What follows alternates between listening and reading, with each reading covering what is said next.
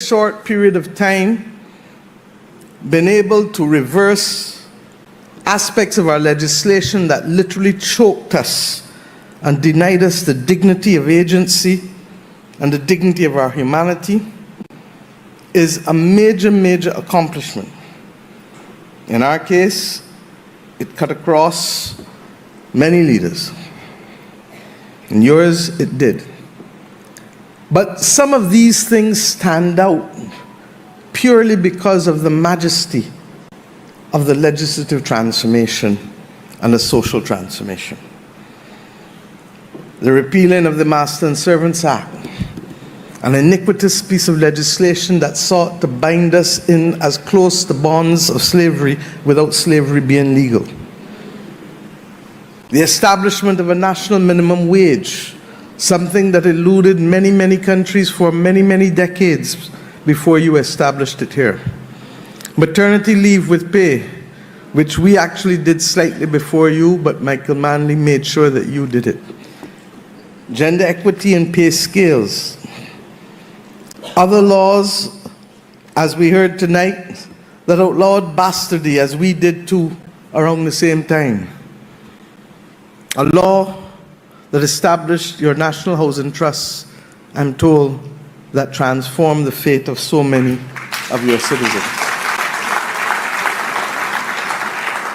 But it is not simply in the announcement and the passage and the recitation of these policies that it matters.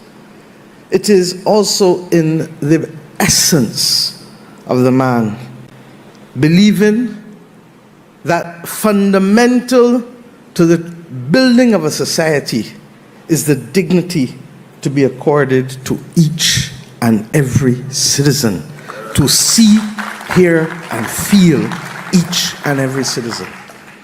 And we take this sometimes for granted because the world in which we live doesn't even admit of it. Countries that are large sometimes don't see or feel small countries. The reality is that it is a rare, rare virtue. And for the last 6 years, I started to reflect on how much the world looked like 100 years ago. And that in truth and in fact, we are in the throes of an inflection point, a historic movement that really, really, today, causes us to have to pause. And the danger is that we might be at risk of being distracted from the fundamental things that truly make a difference to our planet and to our people, and by extension, to our Caribbean civilization. The reality is that what we are witnessing, in my view, is really the dying of an old order without yet seeing where the new order will be located and how it will be framed. The Italian philosopher Antonio Gramsci wrote in his famous prison notebooks, and I quote, "The old world is dying, and the new world struggles to be born. Now is the time of monsters," unquote. And what are those monsters today? Is it the climate crisis? I don't refer to it as climate change because there's nothing about change in the crisis that we face. It is a season of superlatives, and it's the season of the unexpected. We see it from the droughts, to the floods, to the hurricanes, to the sargassum seaweed, to so many other things that are so unrealistic. I'm accustomed to convection rain here in Kingston, not in Bridgetown. For the last 2 years, we experienced that from August to December, almost 5 days a week. While at the same time, for the first 6 months of last year, we had less than 50% rainfall of the average 30 years that went before, in the same year. The monsters are the pandemics. And we acknowledge that with the increased heat, we are likely to see new pathogens develop, and by extension, new pandemics are likely to emerge.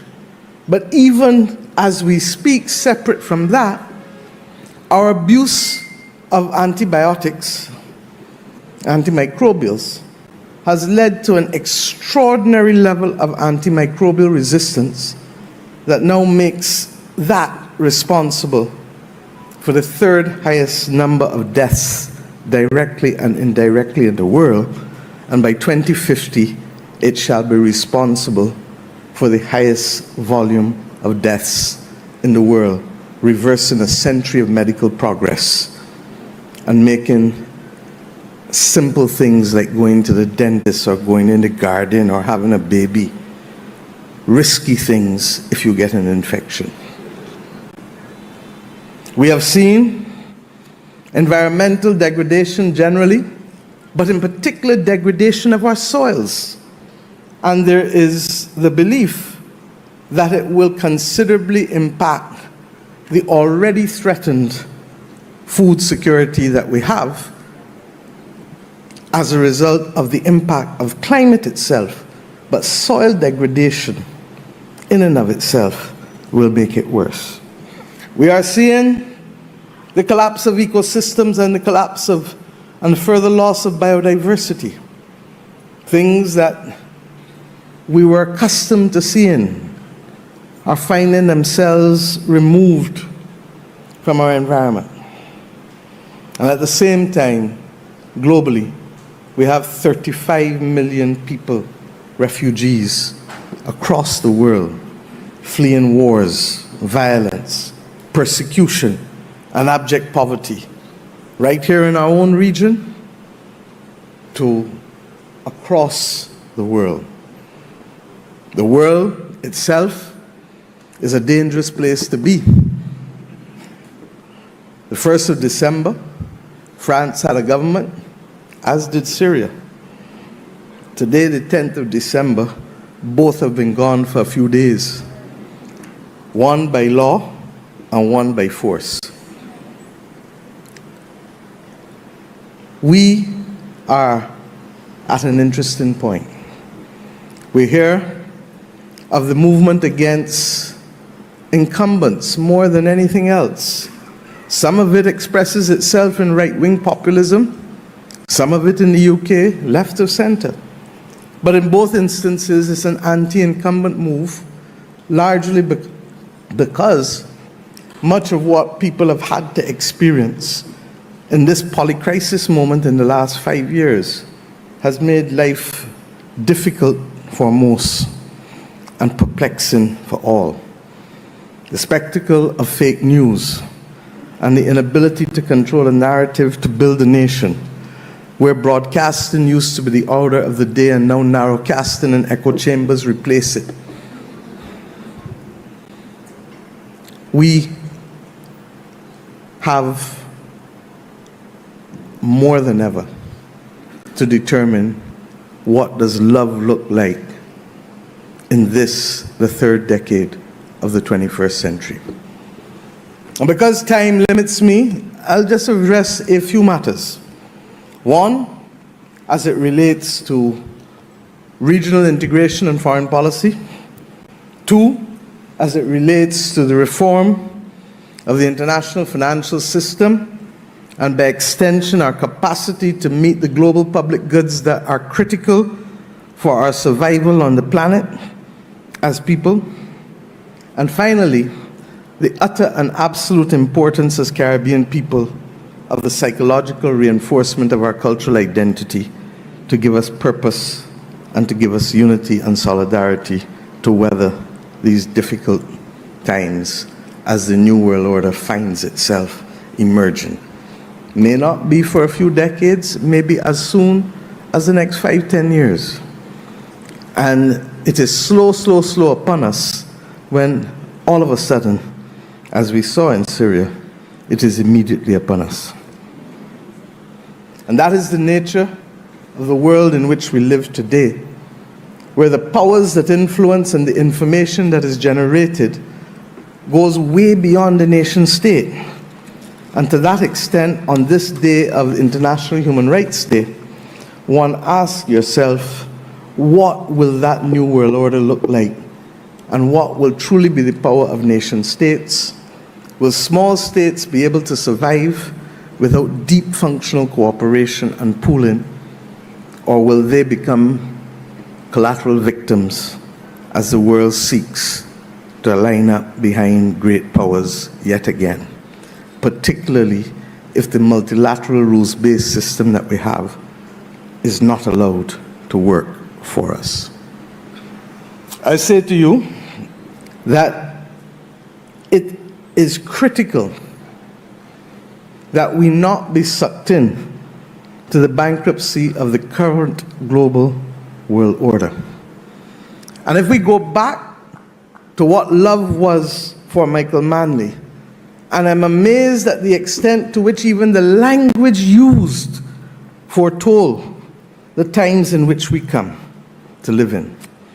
There is no doubt that we are in a race against time, and those who doubt it will fail to prepare. And that, for us, means that we recognize that love fundamentally is about caring, seeing, hearing, and feeling. Fundamentally is about resilience, a word that Michael used more ahead of his time than most. And love is about transformation. We have taken long to do some of these things, not because of laziness, but because of the complexity of the root system that has caused us to be victims of another order that effectively took away from us identity and movement. And I dare say that so fundamental is the human resistance against that type of activity that I really believe that that is one of the reasons for the strong anti-incumbent movement globally, coming after 2 to 3 years of restricted movement and increased cost of living, where persons are trying to recoup losses in the shortest possible time from a pandemic, that has caused people to say, hey, you didn't see me for a few years, but watch me now, I'm here. And if you don't realize I'm here, I'm going to show you that I'm here. And we've seen it country by country by country by country. But if we come to understanding what that race to become resilient must look like, it is being thrown at us more than ever through the climate crisis. And that is why, in a very real sense, the global south, in its victimhood, has a renewed sense of solidarity, because we all know that we didn't cause the problem, and that in fact we are now bearing double jeopardy, because having been the beast of burden to enrich those who built the Industrial Revolution, we are now the first victims on the front line to the consequences of the Industrial Revolution in terms of greenhouse warming.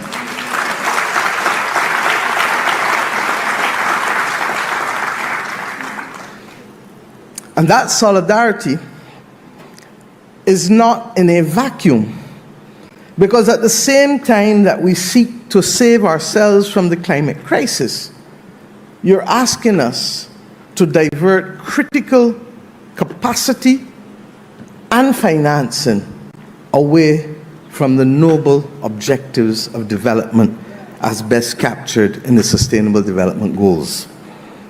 It is not on. And we can no longer move in one direction to fight climate, then we can move in the other direction alone to fight development and ignore climate. We must walk and chew. And it is a false dichotomy to ask people to choose between people and planet. The foreign policy, therefore, that we have has first and foremost today to reinforce that effort that Michael Manley brought to bear in bringing unity among the global south, the former colonies, to be able to define a policy and fiscal space that was sufficiently large to pursue the policies that would empower and enrich our people and accord to them the dignity that has always been theirs, but was robbed because of the iniquitous institutions of slavery and colonialism and imperialism.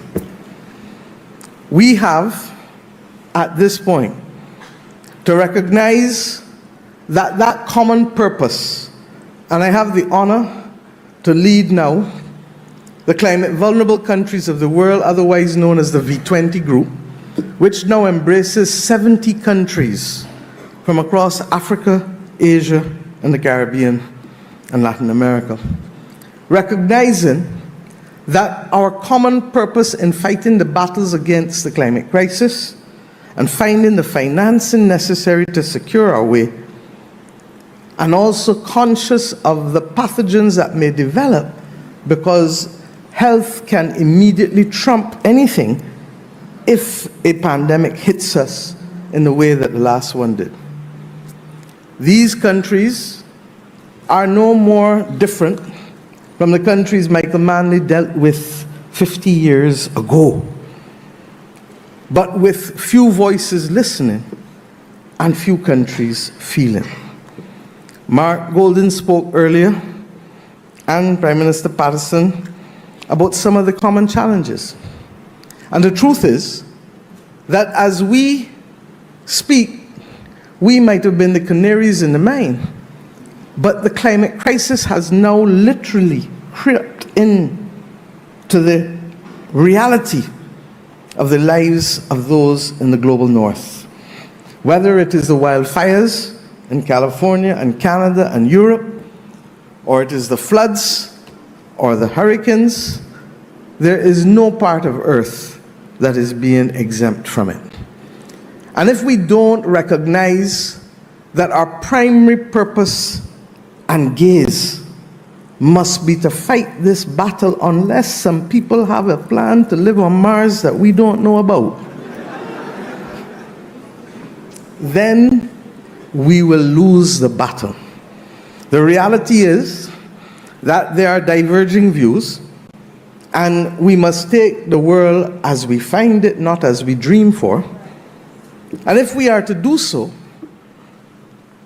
and I don't normally disagree with Prime Minister Patterson, I'm not trying to school the President-elect, but I'm conscious that while we may disagree as to the causes of the climate, we cannot disagree as to the reality of disaster.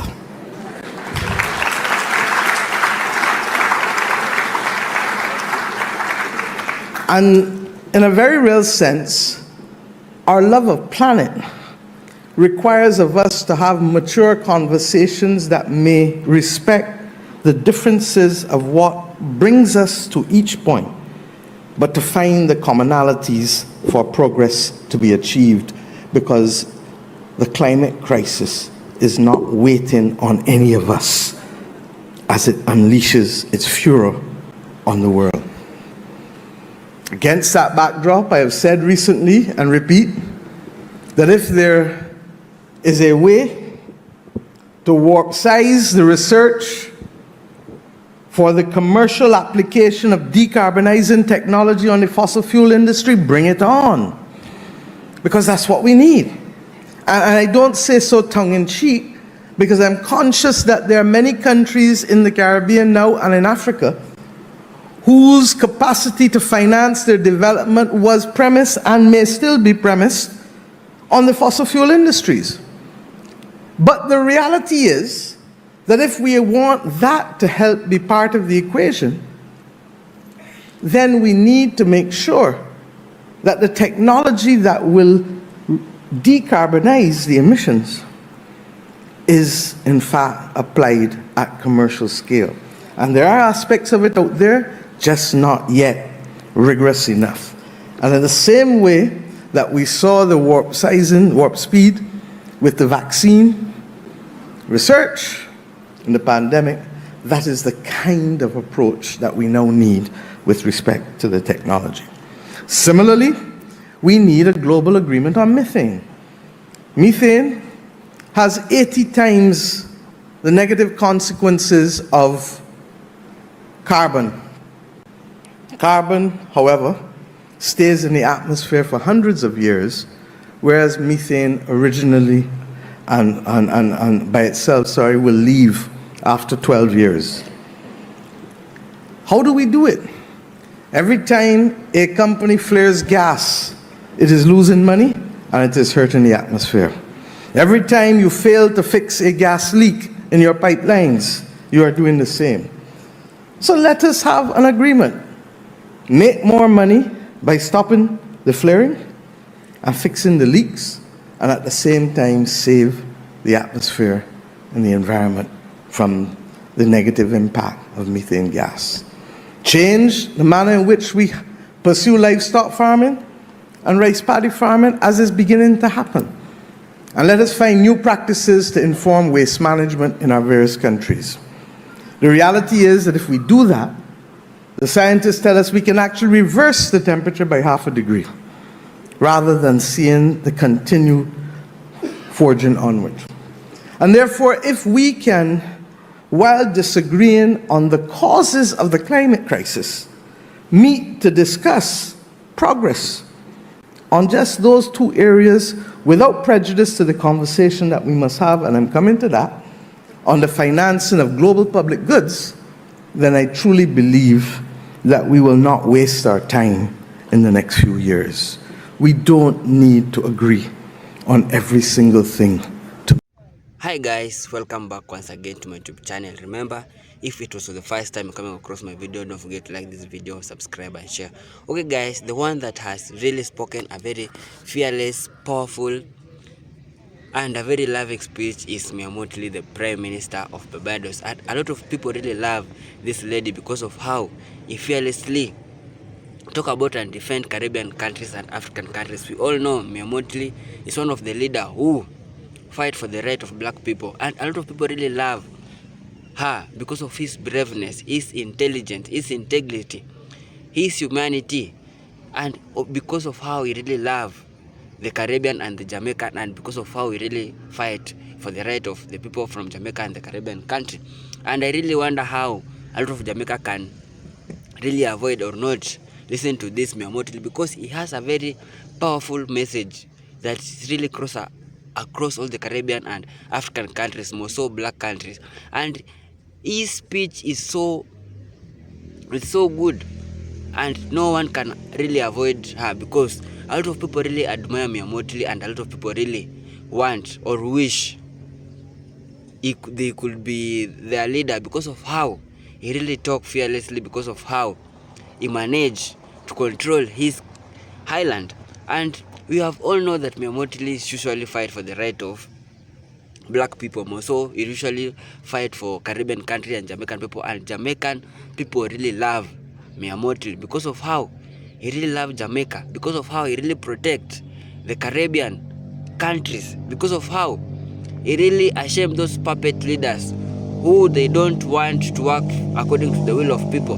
He really condemned those puppet leaders, he really condemned those greedy leaders, those corrupt leaders, and this is the kind of leaders what a lot of people really want, a lot of people really admire, because of how he fearlessly point things directly. Whenever you do a bad things, she just come out and tell you and talk to you about that thing. And a lot of people really love Mottley's speech because of how he's courageous. He doesn't like corruption in his island. He doesn't like those puppet leaders. He doesn't like those leaders who like to harass their local people. He doesn't like those leaders who doesn't work according to the will of people. We all know a lot of people really come out and they vote for our leaders, but at the end, when they win this election, they turn to their true colors. All they want to do is just to benefit for themselves. They even forget for the local people who really voted for them. But Mottley is that kind of a leader who comes out and point out for those greedy leaders, who comes out and condemn those greedy leaders. And is just kind of a leader a lot of people really admire. He could lead them, he could be their PM, and a lot of Jamaica really admire his work. He even condemned those white people who want to just to exploit the resources of African countries and the Caribbean countries, who just want to benefit from them. rather than the local people who those resources belong from their own country. He condemned those people who are just using their people very bad, who are just leading this government in a bad. We all know a good leader is that leader who makes sure that there is a good, or his government is running in a good way. He has a good running system whereby if he is a leader, he will make sure that there is good hospital in his country, there is good roads, good infrastructure in his country, whereby there is good educational system, whereby a lot of people won't go outside to go for further or to seek for further education, rather than they can just sit and study in their own country. And Mottley has come out and said that it's high time for the Caribbean country to unite together as one. They should support one another. We all know what's really happening in Haiti. There is a lot of fight in Haiti whereby gangs have taken all over the country and they have taken all over the Port-au-Prince. And Mottley has come out and said that Caribbean countries should support one another. They should not support war, because we all believe war is a very bad thing. We have seen what's really happening in Haiti. A lot of people are really dying. Very innocent people, very innocent women are being raped. Very innocent children are being killed by gangs who want to rule all over Port-au-Prince. And Mottley doesn't want a country that is being ruled by war, or a country that's being corrupt, and that a country that has a lot of war. He just wants the Caribbean countries to unite together as one. They do the things to benefit their local people. They do the things so that they can trend worldwide. We have all seen how Jamaica is trending on media. Jamaica is fetching a lot of view on YouTube and on TikTok. That's why a lot of people are really talking about Jamaica. And Mottley has still came out and said that they should unite together as one to support even what's really happening in Haiti. It can be stopped. This war can be stopped as long as these people can come to agree or can make a dialogue, because we have all seen how gangs are really taking all over the street. They are killing people, they are raping innocent women, innocent small girls. And a lot of people are really migrating from Haiti and going to other countries just to seek peace of mind, because the war in Haiti, it's happening after and after and after. And it's high time this war should stop, and the Caribbean should unite together as one to help the war in Haiti to stop, because we all believe that Caribbean countries, they're those people who love one another, they support one another, and they really want the Caribbean to be top one. As how we have all seen how Jamaican is trending on TikTok, on YouTube. Everyone is talking about Jamaica. Everyone wants to go to Jamaica. Everyone wants to go to this Caribbean island to see what they are doing that their country are not doing. Why are they trending? Why are they so famous everywhere? Why are they influencing a lot of countries? We all know Caribbean countries, they are good countries, and they are countries that have people who really love a lot of people, and it's really high time all countries should copy what this Caribbean country are doing. All countries should copy what Jamaican country is doing. All these countries should be love one another. They should support one another. Black people should come, unite together as one, and support one another. I really wonder if there is any Jamaican or any Caribbean people who really don't want to listen to the speech of Mottley, because he really speaks truth. Fearlessly, he really point out bad things that are really happening in our society, bad things that are really happening in our government system.